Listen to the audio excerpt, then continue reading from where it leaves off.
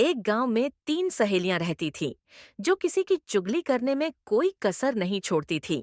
वहीं उसकी पड़ोसन में एक नई नई शादी हुई थी। उसकी चुगली करने के लिए सविता अपनी सहेलियों से मिलने जा रही थी। जाते जाते सविता ने रास्ते में देखा कि उसकी सहेली वहीं घर के पास खड़ी है।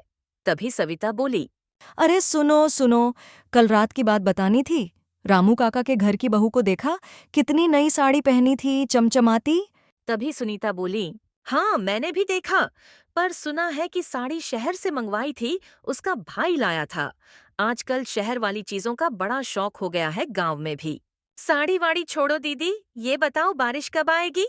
खेतों में पानी की बहुत जरूरत है, फसल सूख रही है। अरे री, तुझे तो बारिश की पड़ी है। तूने देखा नहीं कितना चमक रही थी हार पहन के? मेरे पास होता तो मैं पूरी गांव पहन के घूमती। हाँ हाँ, चल झूठी जितनी घूमती ना तू, मुझे पता है। तभी वहां से जाते हुए मोहन देखता है कि तीनों वहीं खड़ी किसी की चुगली कर रही हैं। बिना सोचे मोहन बोला। तुम तीनों के पास कोई काम ना है? हाँ, जब देखो किसी ना किसी की चुगली करती रहती हो। जाओ जाओ अपना काम देखो। पता नहीं मेरी पत्नी के ऊपर कौन सा मंत्र मारा है। जब देखो तब नई नई साड़ी मांगती है।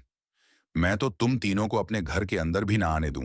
इतना बोल के मोहन अपने रास्ते चला जाता है और सभी मोहन को देखती ही रह जाती है।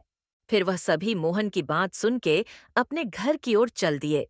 घर पहुंच के सविता को याद आया कि सुनीता को बताना भूल गई कि रविता सुनीता की बुराइयां कर रही थी। यही सोचकर सविता जैसी ही घर के बाहर जाने लगी, तभी बारिश शुरू हो गई। सविता बारिश रुकने का इंतजार करने लगी। जैसी ही बारिश रुक गई, तभी सविता सुनीता के घर की ओर चल दी। तभी थोड़ी दूर जाते ही देखा कि दो औरतें आपस में लड़ी जा रही थीं। सविता उनके पास जाके पूछती है कि अरे अरे, तुम दोनों क्यों लड़ रही हो? तभी उनमें से एक औरत ने बोला कि ये डायन मेरे सामने ही मेरे खेत से धनिया चुरा रही थी। इतना सुनकर सविता झक्की बक्की रह गई और मन में सोचने लगी। बताओ, धनिया के लिए कोई इतना लड़ता है? भला जाने देती हूँ, जाके सुनीता को बताऊंगी। ऐसा सोच के सविता सुनीता के घर की ओर चल दी। रास्ते में फिर से बारिश शुरू हो गई। वो एक पेड़ के नीचे खड़ी हो गई और वह सोचते हुए बोली। ना बाबा, ना मैं अपने घर जाऊंगी। जब सुनीता मेरे घर नहीं आती तो मैं क्यों जाऊंगी भला? यहीं बोल के सविता अपने घर की ओर चल दी। फिर भी उनकी चुगली की आदत न गई। मिलते हैं इस नई कहानी में, तब तक के लिए धन्यवाद।